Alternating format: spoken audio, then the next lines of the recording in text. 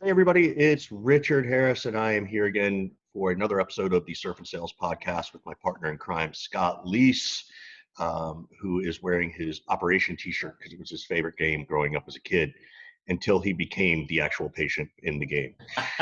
True But story. that's a whole other podcast.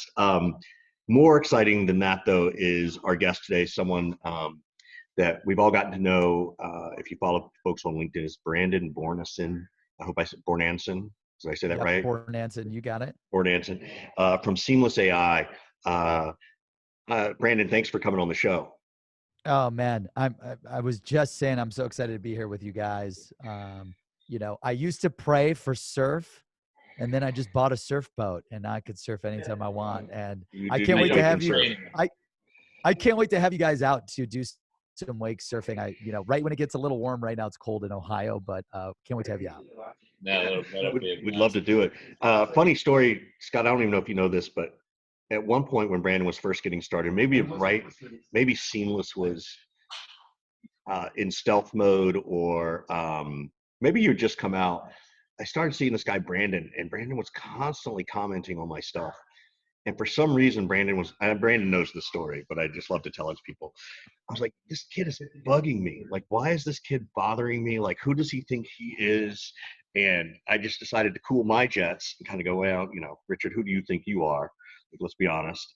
And I just sat back and I watched, and just over time, Brandon grew on me, and that's how I really got to know Brandon. I think I told Brandon that story of maybe a year or so ago, and he's like, "Really?" And I was like, "Yeah, that's how I remember Brandon." Yeah. So, Well, because but ever I since loved. then, we've had. Sorry, go ahead. No, yeah. Ever since then, go for it. No, I was just gonna say, like, and even before then, even before I told you that story, we've been connected and we share ideas and tips and stuff like that. So, but it's always funny Yeah. when how you get to know somebody in a social business way first, and how our own preconceived notions can influence our thought when we really don't know this person at all. So anyway, so I'm glad I got to know you, and it's fun to have you here. So welcome to the show, Yeah, man. absolutely. Thanks, Were man, you for having were me. you And in on LinkedIn early, Brandon? yeah. So I was on LinkedIn early because I was selling for IBM and Google, and this will tie into like my background story. But uh, I paid all this money, roughly $1 million, for all these sales databases, and I was held hostage by them. I wanted to blow my brains out because they had no digital marketers. So like, got 10, 20, $30 million quota. I have to sell to all the Fortune 500 companies, and they literally had none of these digital marketers, just because they were the only place that they were at were like on LinkedIn or on the website as the CMO or VP of digital. Most of the sales databases that you guys know of, like, they focus on IT people. So the reason why I had to go kind of like all in on LinkedIn in 2004, 5, 6, 7, 8 was because that was the only way I could find my ideal customers and go after my prospecting list. But yeah, the thing that Richard, so like when I was just starting out in social media, I always thought Richard did some like badass content that I love to learn from. And then I remember, like, I would always, like, no matter what, if there was something that I just like didn't agree with, or wanted to offer a different perspective, like I just comment without like really thinking it through sometimes. But even if it causes friction, right? Like, even if I disagree wholeheartedly, I'll try to say it respectfully. Like, I don't hate that opinion. I think all opinions are good. And I just love hearing, again, I've got another story on why do I love hearing from everyone's advice? Like, why do I want to hear from Scott's advice, Richard's advice, Kyle's advice, you name it. But yeah, this is going to be awesome. Really excited to be here today.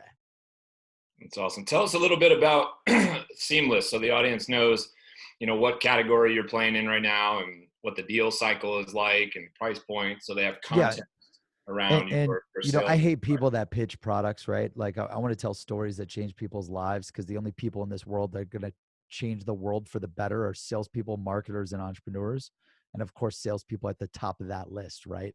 But so Seamless.ai, we deliver the world's best sales leads. We find anyone's emails, cell phones, and insights instantly using artificial intelligence. When I used to sell for IBM and Google, I was held hostage by a bunch of sales databases, and had to do endless manual list building, endless manual CRM data entry, endless manual research that held me back from pitching and closing deals when that's all I wanted to spend my time on.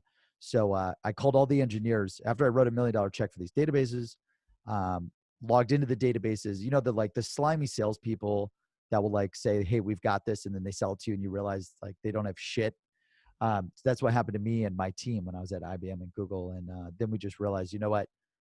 You know, my engineers at Google built the search engine. My engineers at IBM built IBM Watson. Like, we'll just work with them and build our own search engine to find every person in the world that has the current title at the current company you need to sell to. And then we'll do what all salespeople do, which is like, you know, send an email to validate, search all the social profiles to validate. Like, so we basically just used AI to research, validate, and verify everyone's contact info. So yeah, you could join for free. You know, feel free to go online right now, Seamless.ai, join for free. And then that's the quick background on that. One of the things that I find really interesting about you and what you're doing, what you're building, is that you're in Columbus, Ohio, right? Yeah, hell yeah. Go Buckeyes. Yeah. And a hell yeah with that. Not a traditional hotspot necessarily for, you know, tech and startups and that kind of thing. What is it like being arguably one of the kind of pioneers and the founders, if you will, of the tech scene in a smaller market like that, right? I would imagine there's some responsibility that you feel that comes along with that. Like, I got to be successful here because I want Columbus to grow in scope and become, you know, the next epic, whatever, yeah. right? Yeah. You know, my dad was always told that he would be a failure and not successful. When I went to high school, grade school, I was told that my whole life. When I went to, you know, college, not so much because I launched a few companies that did really well, but like, you know, then when I pitched 337 venture capitalists to fundraise for Seamless.ai. They all told me, go fuck off. 337 no's. Literally. So luckily I closed 45.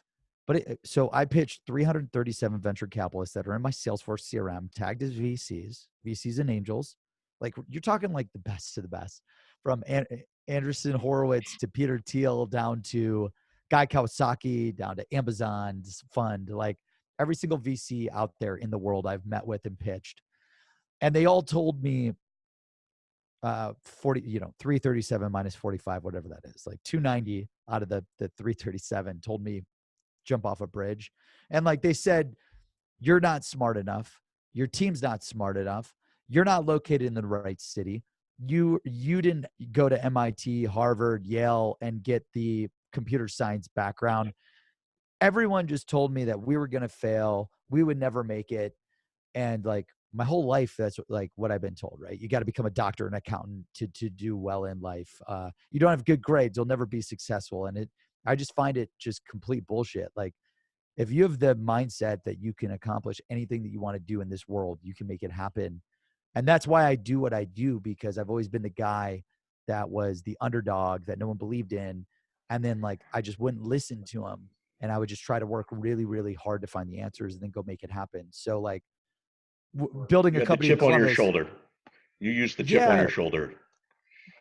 I think like it started out like I have to prove it to these people that I'm going to make it. But then it became like, I'm on a mission now to positively impact 1 billion people. I'm on a mission to help. The only people that are going to change this world for the better are salespeople, marketers, and entrepreneurs. And we all know it starts with salespeople at the top of the pyramid.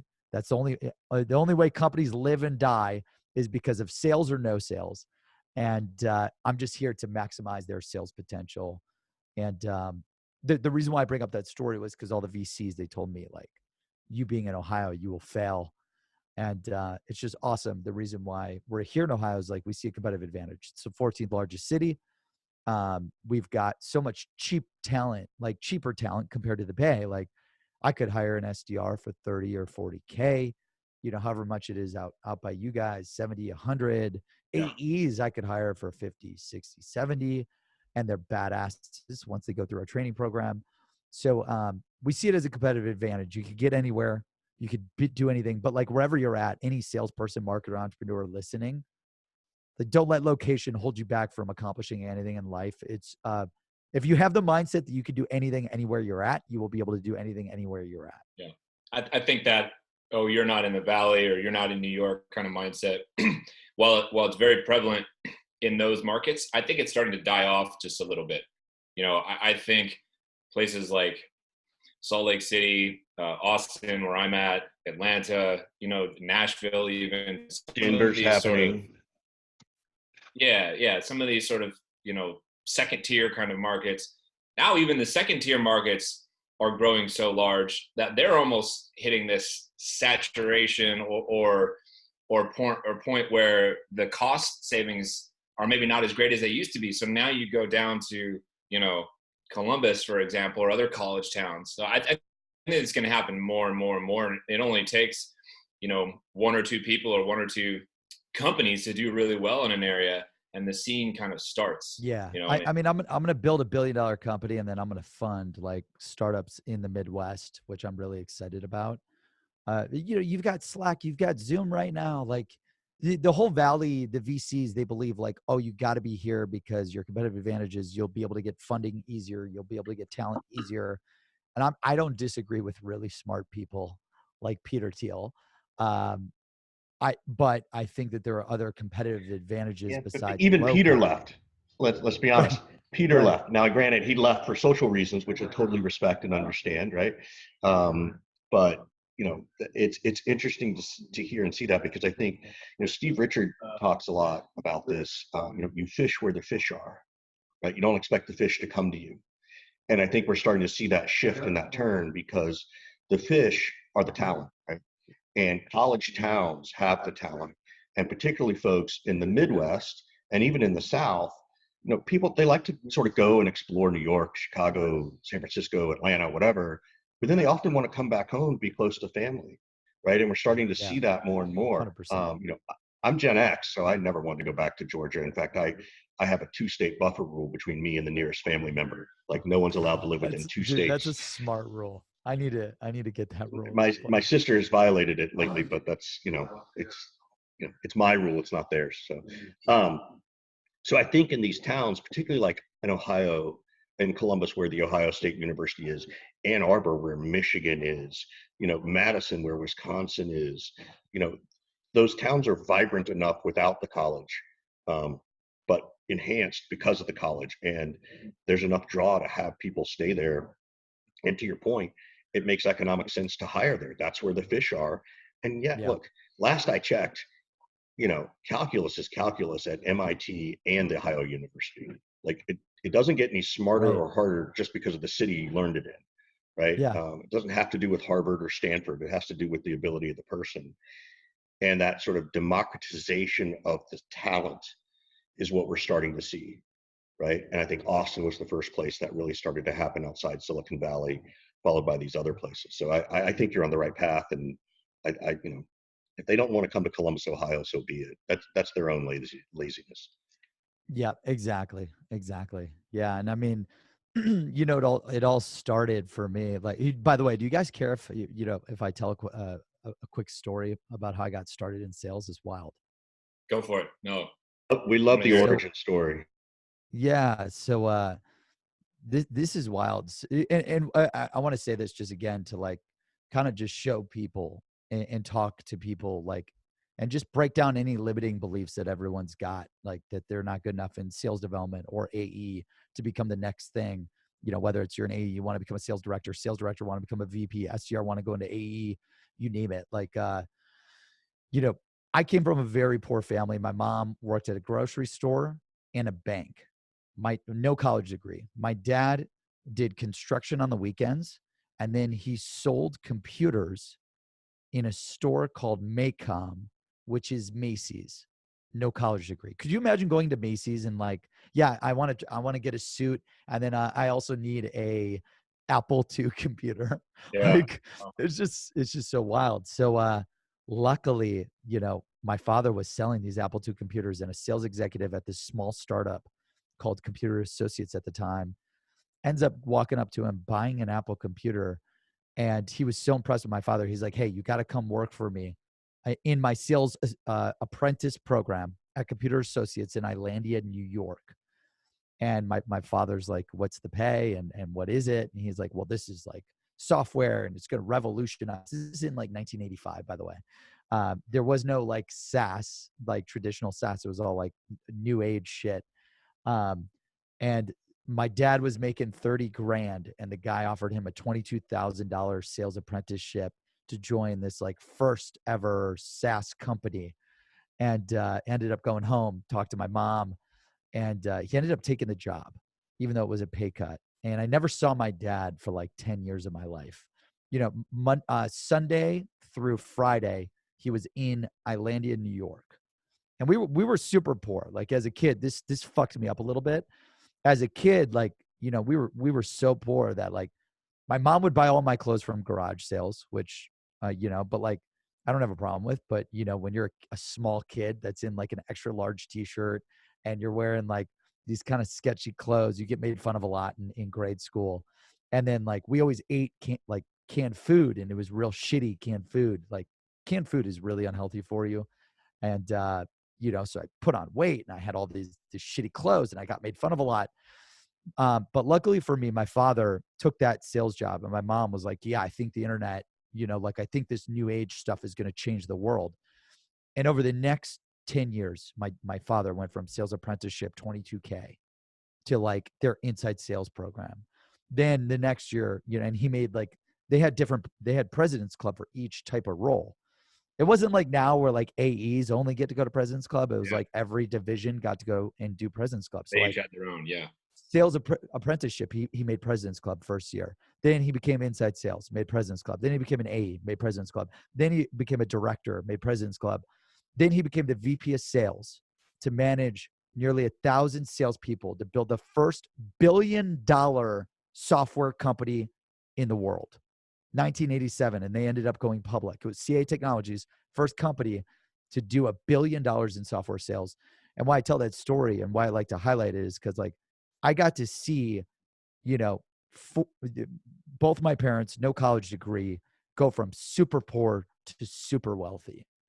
And I, you know, they didn't get wealthy. I wish it happened earlier because it didn't happen to me until I was like 14, 15, 16, 17, where every 3 years, we kept moving to a bigger house and a bigger house and a bigger house because of sales, because of software sales.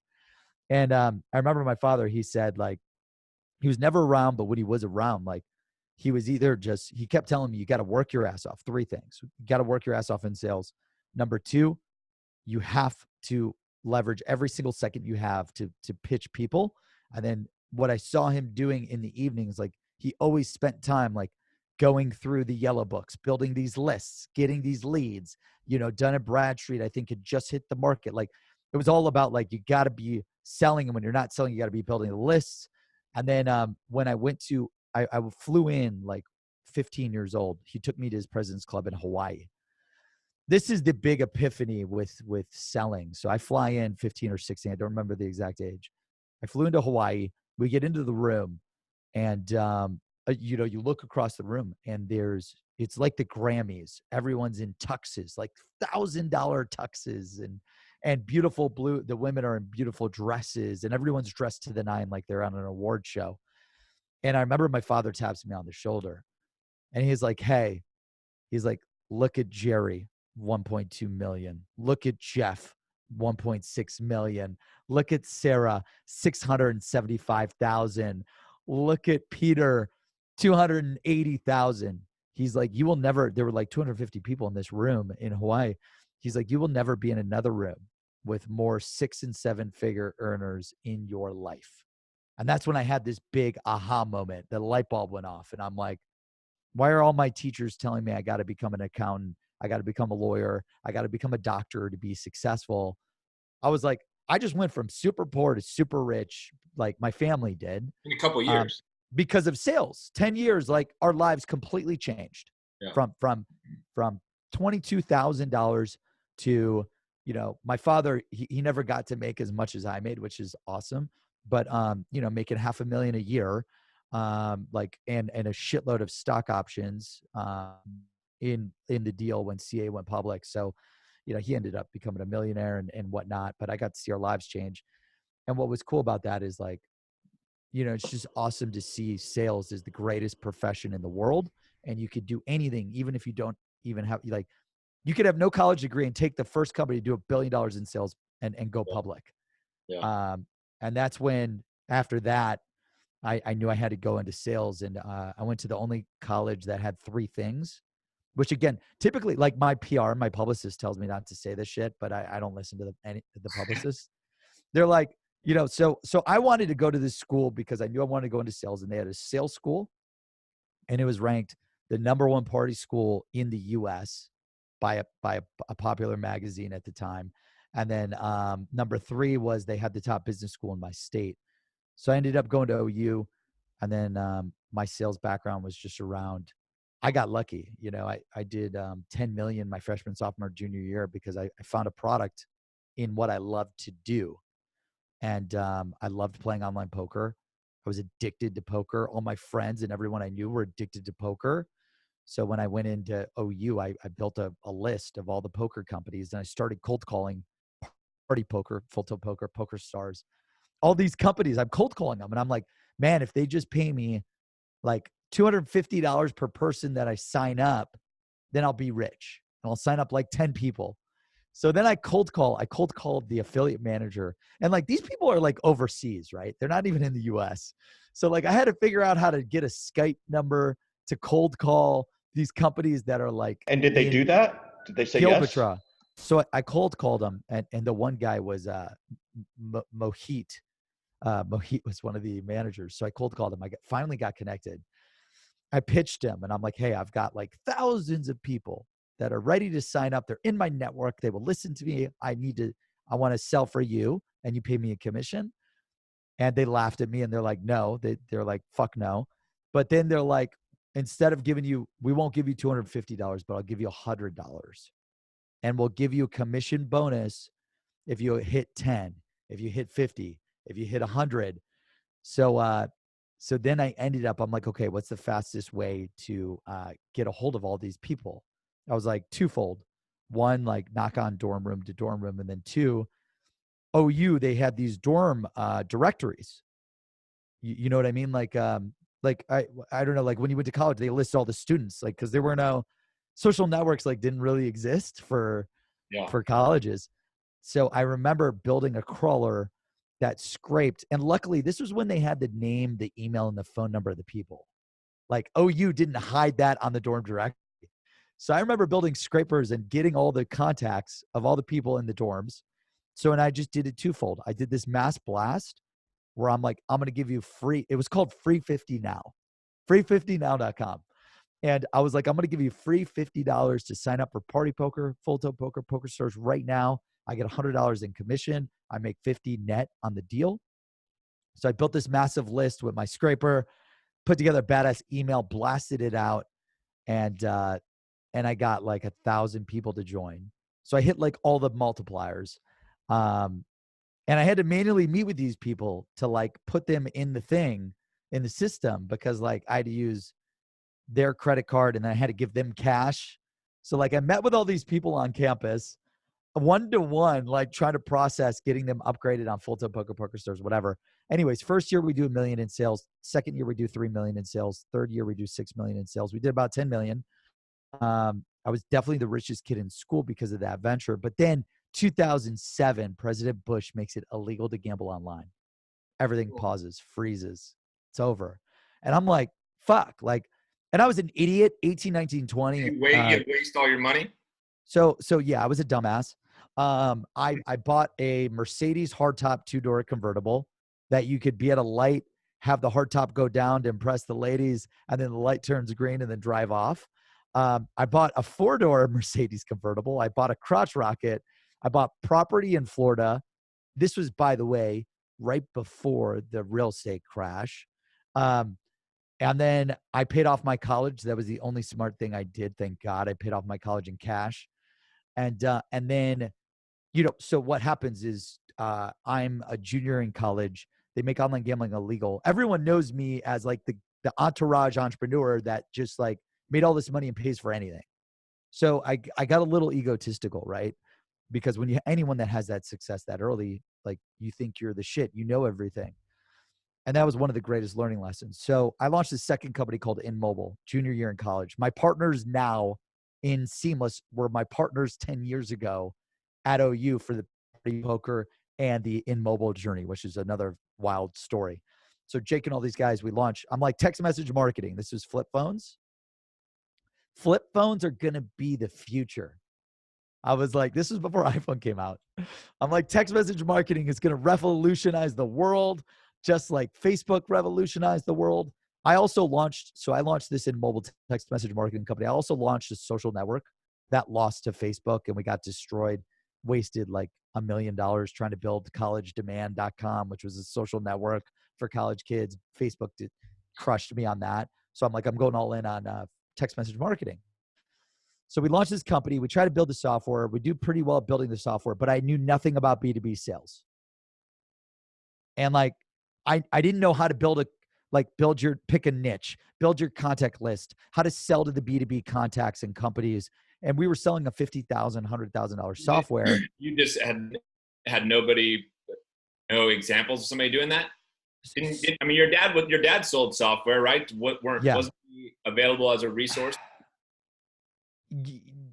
I don't know if it was ego or if it was just lack of knowledge. Like, I have no idea. I was just so focused on trying to work on the startup that I didn't think to like, I didn't try to listen to anyone's advice. I was like, we're going to figure it out. We're going to figure it out. Like, I tried to figure out how to sell it. And I kept failing year after year. My team I think a lot of people, even now get this sense of like, I got to figure this out on my own. If I just grind and work hard enough. Yeah. Hours. I'm going to figure it out.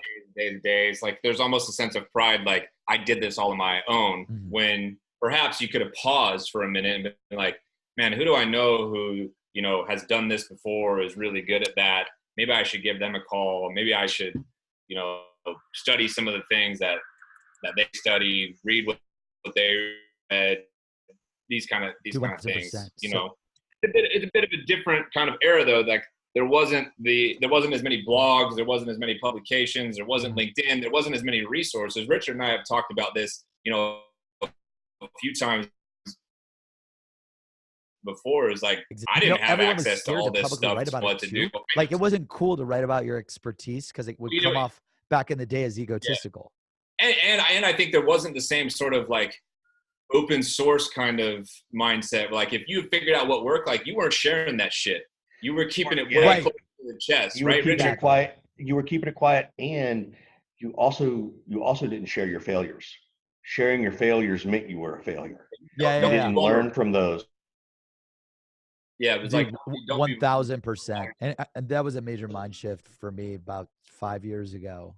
I realized, like, I'm just going to tell my story, and people can learn from, like, how many people can I impact by telling all the shit that I went through? I want to change gears on you for a second, and I want to talk a little bit about your show and your podcast. You've had some pretty big guests and done some pretty big interviews, and one of them recently, from an outsider looking in, like, you got a little bit of hot water, a little bit of backlash. I thought, and I found it interesting. You had a conversation with the Wolf. You had a conversation with Jordan Belfort, right? Yeah. And I saw comments like, "Why are we giving this guy a platform to talk?" and all these things. And I personally was like, I want to hear what this guy has to say. I want to hear all those kind of stories. I want to hear, does he think and operate the same way now as he did then? There's a ton of interesting things to gather from that. But I was a little bit surprised by, not hate, that's too strong of a word, but like, people sort of saying, Brandon, why did you talk to this guy? Yeah. So I want to know a couple things. Like, number one, how are you going about trying to get some of the, biggest and baddest people, like, onto your show? Like you guys who are on the show? Definitely not us, right? But I want to know that, because I think there's good lessons there for the audience to learn. You're batting above your average on some level. Like, I'm going to go after, this person who might seem impossible to get, and you're connecting with them and getting them to come and talk to you. I just interviewed Tom Bellew in front of 5,000 people, which was wild. There you go. So that was wild. I would love for you to share how you get, what your strategy is to get some of those folks. Yep. And then I want to hear from you, like, why did you feel like Jordan's story in particular was a good one to, bring to your audience and share. Yeah. And this goes to, like, just to loop back around, like, why I was telling the immobile story, my second company. So I lost millions. And I lost everything that I made with the first company. And I literally got to the point where that was during the .com, not the .com, the financial crisis with the housing market. So the housing market blows up. My family basically loses everything. My mom gets Alzheimer's. So I'm 22, 3 years into this startup. The economy is collapsing. You've gone from the bottom to the top and now back down to the bottom.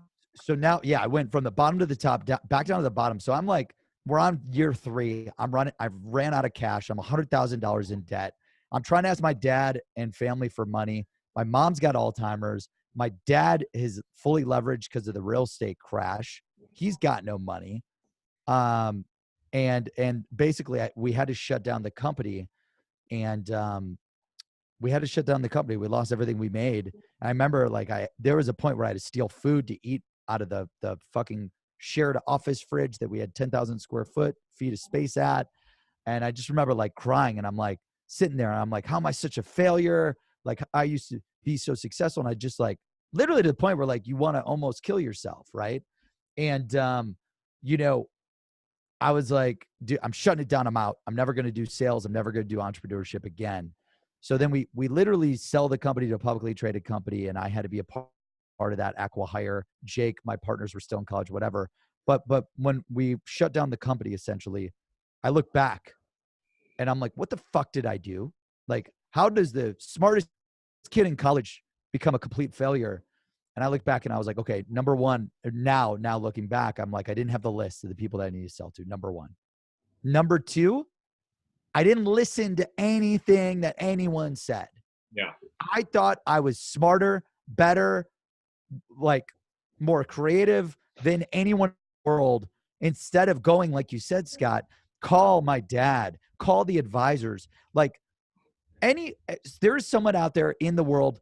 Everyone has done what you want to do, and you have to go out there and you have to find the experts and you have to pay them money. Take out your credit card and pay them money to buy what you sell.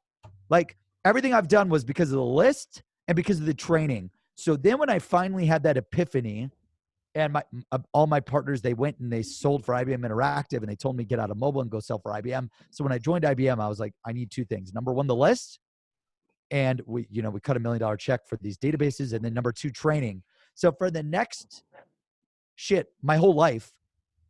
So at 23 to now, I literally read hundreds of sales books. I studied and obsessed over every salesperson, marketer out there in the world. And by having the list and the training and by paying people that knew shit that I didn't know, my income kept doubling and doubling and doubling and doubling. Yeah, but Brandon, Brandon, I got to key. stop you, man, because you're going on these rants. With a simple question. The question was, how did you start to get the big list? How did you start to get people on your podcast? Like, I don't want to hear any more. I don't want to hear any more stories about stuff. So I'm sorry to be a little direct, but, like, you're rambling, dude. You're rambling. So the Wolf of Wall Street, like, I want to interview and learn from everyone. Like, that's the whole point. If you want to grow as fast as humanly possible, if you want to multiply, if you want to 10x, 20x, 100x your potential, you have to learn from people that have had massive successes and massive failures. So the reason why The Wolf was on my hit list was obviously the movie. So how did you get what did you call his publicist? And you just said, hey, my name's Brandon. I've got this podcast. How do you do that? I just used my software to get his contact info, and then I called him and emailed him every day for a year. All right. Every day for a year. That's what we want to hear. That's the story we want to hear. So like, what was the cadence? Did you literally call him and email him 365 days in a row? So I and emailed him a bunch, and then I reached out to, I knew he had a stepson that was involved in the business. So then I used my software and I prospected his stepson. Then I prospected people at his team. Then I prospected people on his that were managing his digital marketing. And not literally every day, but like every week, I would just call and email them. Hey, this is what we're doing. This is why we want to interview you. This is the value that we could deliver for you. This is what we want to learn, your number one top sales secret. Like, the guy did $50 billion in stock transactions, and he managed 13,000 salespeople. So to me, I know he would, the sell was shady, penny stocks or whatever, but to sell $50 billion worth of stock is really hard to do. And to manage 13,000 people is really hard to do. So I was really excited. What made him finally say yes? What made him finally say yes? Do you know? Yeah, I mean, I just kept using different value propositions.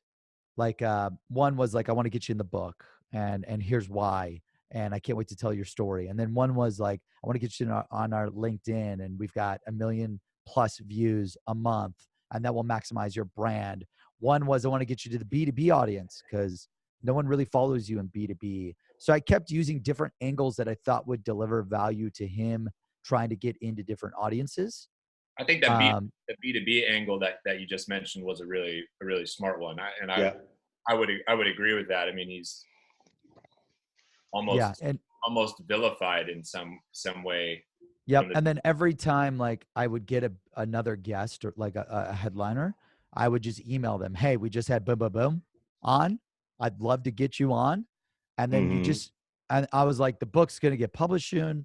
And so I created this scarcity and this FOMO as well. So I kept building up the urgency and the credibility and social proof with different badass headliners. Like, the week before, I had interviewed Ryan Serhan and I had interviewed Gary Vee.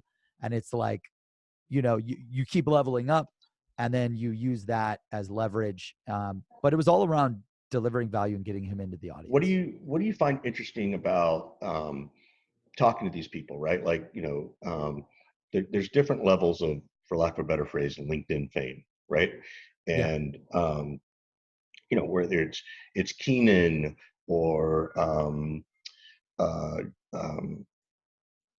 Morgan Ingram or you or Scott or me, like, we have a certain level of, visibility. I wouldn't even call it fame. But then you get to these people who have mega visibility, right? Legit celebrities, right?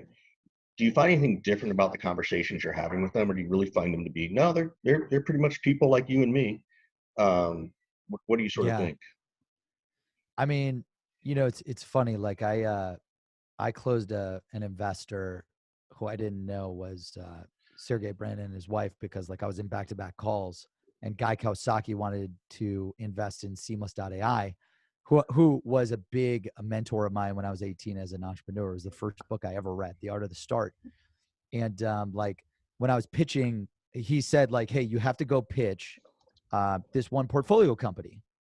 And like, I'm like, sure. This is when I was 3 people working out of my house, right? And I'm the only one pitching. So I'm in 15 demos a day, like 10 to 15 a day. And luckily I pitched them without doing any pre-research, because I was in back-to-back and I was traveling. Brandon, okay, I'm going to stop you again. You're going enough. Like, this is the first time I'm ever going to say it. Enough with the stories. Just answer the question. Like, I'm trying to like, the stories are interesting, but sometimes there's too many. Like, what do you find different or unique about talking to the Guy Kawasaki's, to these different I didn't even know who I was talking to. And like, Sergey Brin and his wife, they're just normal people. These people are just normal people that have done really big things. They've just stuck to it longer, and they've worked harder, and they've been obsessed with finding the answer. So, I think you just have to treat them like normal people that have just outpaced other people. What does that mean, work harder? Like, what was the company that just shut down? There was a big sales tech company, Nudge or Nova or Nudge. Whatever. Nudge. Yeah. Okay. Like, dude, they raised 20 million and they did 500K in ARR. Why did Seamless raise 1/20th of that? And, we're valued at 100 million. I'll tell you why. Because every day for 7 days a week, I fucking work my ass off. I sell to everyone. I build an amazing product. I'm obsessed 24/7 working on building the product that can change the life of salespeople, marketers, and entrepreneurs, the only people that are going to change this world. Like, that obsession they have that same maniacal kind of focus, you think? Dude, they're working nonstop. Anyone that's uber successful, billionaires, mega multimillionaires that tell you like they're doing it for freedom life, they're full of shit. The real people that are changing this world, they're working on it every hour, waking hour. That's what I I've wanted to studied hear. them Like, I all. love that. Yeah, no, that's what I wanted to hear, because I agree with you. That's the piece I want to make sure people understand, is that, you know, unless you're like Scott and you get into 3 or 4 companies and you get some options that hopefully when they pop, you know, then Scott can retire. You're going to work your ass off. But I also know Oh Scott, yeah. when he gets into these companies, he does do this. He does go 24/7. He does go hardcore, For a and he second does there, have that mentality. for a second there, So I thought you were saying that I haven't worked for for the last 15 years. it's my backhanded compliment, my friend. Yeah. Yeah. But So No, it's they have that obsession, but they're also, as you said, normal people. Is there anybody that you've talked to that was that's a like, dick. well, I wasn't going to say that, but maybe that besides Yeah. me, want to take it. besides Richard. But No, I no, was thinking you're like, not a dick. The only reason why I like to tell stories is because people could relate to stories really well versus anything else. I want to So know if you talk to somebody and you're like, this person is not even yeah. human. Like, this is a superhuman alien. Like, how are they the way they are? Okay. You mean like good, like a In a super good rocks? way. In a good way. You know what I mean? Ooh. Like, wow, Oh, this person is actually not normal. They're extraordinary. That's what so when I met Gary Vaynerchuk, I thought for sure he would be cocky, and he was the most humble, down to earth. Every single minute, he was like all in on me and my question and what I was trying to do, which I loved. And super I just present. I couldn't believe it. Like I couldn't believe how authentic and real he really is trying to help people. Ryan Serhan, you know, this again is most recent. Ryan Serhan, the $1 million listing, #1 of 86,000 brokers in New York, the #1 largest real estate city in the world, or in the U.S. He right when he walks in, he goes around the room and thanks us all, 1-to-1. Like, thank you so much for coming. I'm Ryan. Thank you so much for coming. I'm Ryan. Thank you so much for coming. I'm Ryan. And like they're in back to backs, right? So he doesn't even remember like what it's about. And I'm like, oh yeah, hey, so just to level set, this is the book. This is why we want to interview. We want to uncover all your sales secrets. And I loved how humble and authentic Ryan was, and appreciative. Like a guy like that who's worth a lot of money and doing $1 billion a year in real estate doesn't need to be nice and thankful and grateful. You could be egotistical and whatever. And he's the exact opposite. And I think a lot of the most successful people that make it big, like, know how hard and how grateful you have to be every step of the way. And like the minute you become egotistical or you think you're smarter than anyone is the minute you lose that competitive advantage. Someone that was a dick, the exact opposite, is Damon John Fug. Like just much respect, no problem. Like, you know, like I tried to interview Damon John, and like I was like, hey Damon, I'm a huge fan. I literally wasn't, because I interviewed Gary V. Damon John was in the room with me. Like I went up to Damon John and there were like 3 bodyguards around. I'm like, Damon shook his hand and I'm like, Damon, hey, huge fan, man. Quick question. I'd love to interview you on, you know, your #1 top sales secret. What is it? And then like, he was like, he didn't want to answer it because you got to go through this guy and you got to pay that guy 100 grand. And that guy then has to work with this guy and you got to pay that guy a bunch of money. It was all about the money. All about the money. All about the layer. Which like Gary Vee could be like that, but he's like, yeah, man, what's your question? Shoot. You know, all these other people could be about the money and like, or like Damon could have been like, yeah, dude, I would love to share my top sales secret. Like who else can I positively impact in this world today? Yeah. You could still respond in a polite, friendly way and then say, I just need you to talk to these people. I'd love to talk to you, but I need you to go through There's a process. Yeah. Yeah. It was like we need 100 grand before we even considered talking to you. And then we need rights, royalty rights on it. And we need this and that and that. And it's like, dude, you know, have you had a lot of people do that? Without naming, and I don't want you to go down a list of names, but like, as you start punching at this weight level, as you start getting to this weight level, I can certainly respect the fact that, wait a minute, you want to interview me because of my brand, so therefore there's something financially in it for me. And to your point, we all need to be giving back, which is why I think I always sort of take calls, or you and I'll talk offline or whatever, but do you see that happening a lot, or just one other person you said? Yeah. Yeah. Just one other person. I can't name their name. Okay. But You can like just give us their initials. when you're at that weight class, I don't know. Like I tell my team, if I'm like, don't ever let me, and again, like I lost everything. Luckily I lost everything at a really young age because of being egotistical and not having the list and all that jazz, to where I'll never go back to that again. And I just know, like, when you want to deliver, like, the reason I work 18 hours, 7 days a week, I could sell the company and be worth 100 million right now. Literally, like, call up people, hey, I'm out, 100 million. And the reason why I don't care about the money, I live in a $250,000 house. I drive a $30,000 Mercedes Benz. It's not about, I did the flashy bullshit, right? Like, I did the shit for the money. And when you worry about a commission check instead of changing people's lives and positively impacting the world, you're just like, you may get that one short-term deal, but you will never make lifelong partnerships, friends, and money along the way. Like, I'd rather make someone a ton of money and then I'm able to benefit from that by helping them than like worry about myself and this quick cut check. And I think when you worry about the purpose and the impact, like, our mission has always been, we want to positively impact 1 billion people, and mainly salespeople, because those are the people that change the world. And And I always it's just I always enjoy talking with you and listening to you talk, because you've you've lived this arc, and we don't often get to talk to people Times. who've gone through, the lowest low, the highest high, back down to the lowest low, and are on their way to the highest high, once again. So appreciate you as always spending some time with us in the spirit of, always trying to be helpful.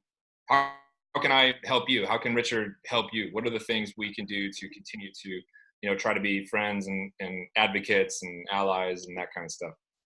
Yeah, man. Obviously, anyone that you talk to that needs to automate their list building, that needs a better way to find their ideal customers, fill their pipeline, automate prospecting, we'd love to get them on Seamless.ai for free and try to help them connect to that one person. Like, I believe you're one list away from the life you want, the marriage you want, the family you want, the customers you want, the sales you want. And if you could just One build that list list away. as That's quickly great. as possible, like, everything I've done in my life has been because of the list. My dad built $1 billion company because of the list. My poker company was successful because I had the list. In mobile, failed and I lost millions because I didn't have the list. IBM and Google, I bought a shady list and got screwed, but that empowered me to launch Seamless. Now we're helping 50,000 sales teams. Like, you are just one list away from everything you want in this life. And you got to go, like, the reason I'm able to connect with everyone that I connect with is because of the list and the sales process and the training. I'm just hoping my wife doesn't hear this and bring up the honeydew list and No shit. Yeah. the list quote against me. And Yeah. and then So- number 2 is, dude, we gotta use my wake surf boat. It hosts 15 people. So it sounds It's like actually the only expensive toy I bought was so, the wake surf so boat. it sounds like there's an opportunity here for wake surf and sales in the summertime. Yeah. 100%. Columbus, Ohio. Every weekend we will do a mastermind. 10 people tops. 10 people tops. I'll have 2 drivers, food catered. We do a 3 or 5K mastermind. All you got to do is cover the hotel. We'll have food. We'll have the boat, and you're good to go. Hidden Easter egg in this particular podcast. Send Brandon, me, and Richard a group message on LinkedIn. Let us know why you want to come, what you can bring to the table, what you can help educate us and support the group, and you'll be first in line to hit up Wake Surf and Sales, Columbus, Ohio area. Yes, wake surf and sales. And I think we should do like 2 days where one's about like the sales mastermind, where you're at today, where you want to go. And then the second, like the second day of surfing and selling, it should be all about like life. Like, what is going on in your life that maybe we have all learned from, that we could share to take you from where you're at today, where you want to go tomorrow. There we go. Sounds like a blast. Awesome, man. Thanks, Brandon, man. Really appreciate you coming on. Absolutely. Thanks so much for having me, guys. I appreciate it. Love everything you guys are doing, and huge fan. Thanks, man. Good luck with everything at Seamless, brother. Awesome. Thanks, guys. Really See appreciate ya. it. Cheers.